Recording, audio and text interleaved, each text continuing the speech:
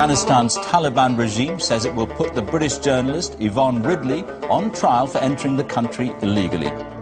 Worryingly, the Taliban have hinted they might claim she was a spy for Western special forces. The moment I was arrested, I was terrified because I had fallen for all of the Western propaganda that these were brutal, evil men who hated women. So I really didn't think that I was going to see the sunset that night. I just thought this is the end for me. So I was quite frozen with fear. And I was taken to the intelligence headquarters in Jalalabad.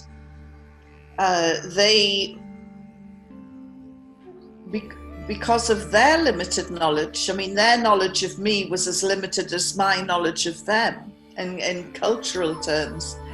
And they thought I was an American spy because they didn't recognize my accent. They thought it was it's from the north of England, near the Scottish border. And I tried to tell them we don't all speak like the Queen.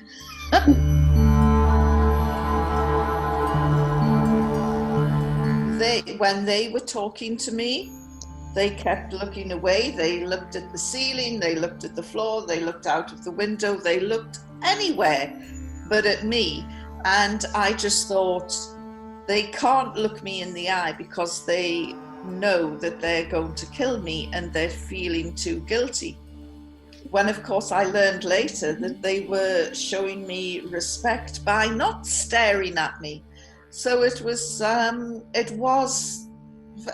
real clash of cultures. They didn't understand me. I didn't understand them. I was extremely fearful.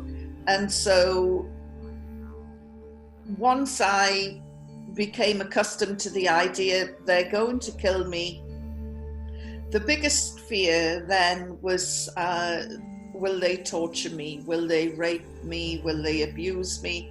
And so that was my next biggest fear. So I just thought, if I'm the prisoner from hell, they'll just take me outside and shoot me, and then that'll be the finish. It'll be over.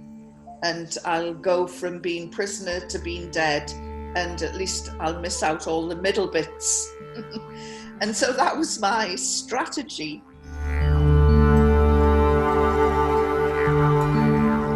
They kept responding to me when I was rude, aggressive. I threw things at them, I spat at them. They kept saying, "Why are you behaving like this? You were our guest, we want you to be happy." And I'm thinking, why are they acting like this?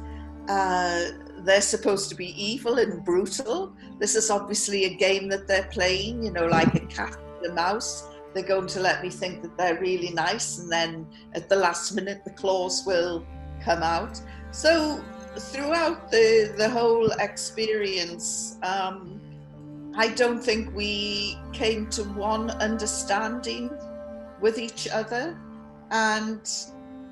But in truth, they never laid a finger on me. They never touched me. They didn't respond in an aggressive manner. If they were upset with me, they just got up and walked out. You know, we don't want to talk to you. So it was not what I expected. I'm sure I wasn't what they expected.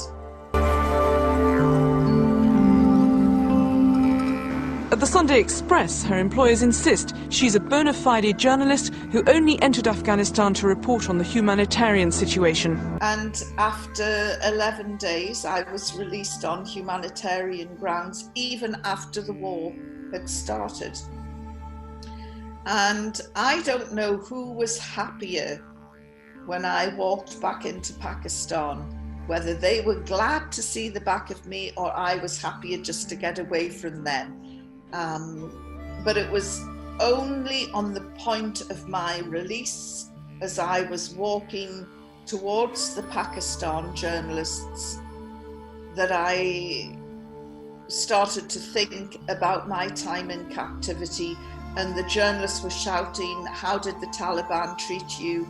And I'm walking towards my colleagues from the Pakistan media, and I thought, you know, these guys treated me with courtesy and respect. And then I thought, gosh, how did I treat them? And I thought, I nearly stopped and I nearly turned around to go back to say, look, I'm really sorry I was so rude. But I thought, if I stop and turn around, they'll say, oh my goodness, she's coming back, and then they would shoot me. So I went and I told the Pakistan media I was treated with courtesy and respect, which was true.